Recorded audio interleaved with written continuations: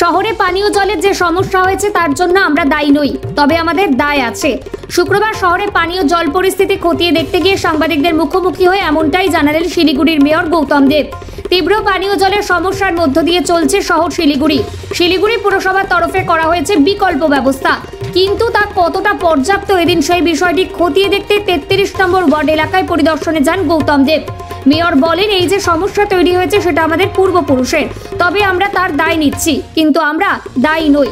সাধারণ মানুষের সাথে পানীয় জলের সমস্যা কোনোভাবে না হয় তার জন্য আমরা ময়দানে রয়েছি, কিন্তু সমস্যা সমাধানের পরেও যেভাবে রাজনীতি করা হচ্ছে তা খুবই নক্কারজনক। যে দুটি রাজনৈতিক দল একত্রিত হয়ে আমাদের বিরোধিতা করছে তার জবাব সাধারণ মানুষ দেবে। Bureau report, news 9। প্রথম কথা হচ্ছে সহনশীলতা, ধৈর্য আর ক্ষমাই হচ্ছে সবচেয়ে বড় বিষয়।